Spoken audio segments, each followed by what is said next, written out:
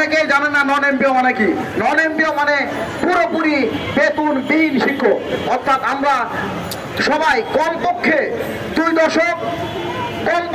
দশক বিনা বেতনে আমরা শিক্ষকতা করছি, আমরা পাঠদান করছি, আমরা রাষ্ট্র গঠনে আমরা গুরুত্বপূর্ণ ভূমিকা রাখছি, কিন্তু আমরা রাষ্ট্রের কাছ থেকে কোনো বিনিময় বা পারিশ্রমিক পাচ্ছি না।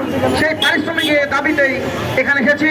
সম্মানিত সাংবাদিক ভাইরা, আপনারা আমাদেরকে অতীতে আমাদের আন্দোলনে গুরুত্বপূর্ণ সহযোগিতা করেছেন।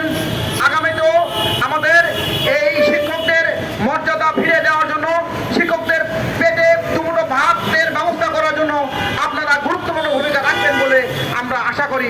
আমরা আপনাদের অতীতের কর্মকাণ্ডের জন্য ধন্যবাদ জানাই। আগামীতে আরো ভূমিকা রাখার জন্য আপনাদেরকে আহ্বান জানাই, আপনাদেরকে কৃতজ্ঞতা জানাই।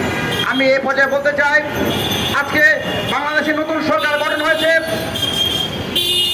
নতুন শিক্ষামন্ত্রী এসেছেন, অনেকে এমপি হয়েছেন, অনেকে মন্ত্রী হয়েছেন, আপনারা বিএনপি করেন, অনেক নির্যাতিত হয়েছেন।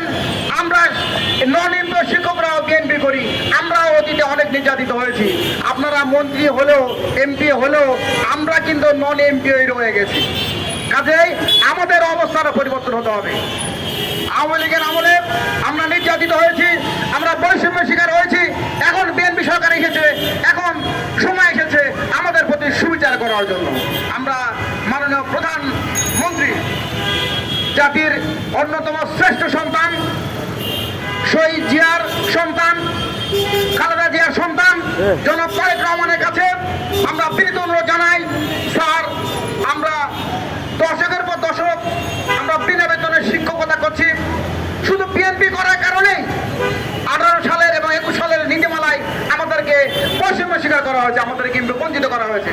কাজেই আর কোনো টাল বানা নয়, আপনি সরাসরি আপনার নির্বাহী আদেশ বলে বাংলাদেশের সকল স্বীকৃতিপ্রাপ্তকে একযোগে এমপি মুক্ত করেন, এই দাবি জানিয়ে আমি আমার সংক্ষিপ্ত বক্তব্য শেষ করছি। আসসালামু আলাইকুম, ধন্যবাদ সকলকে।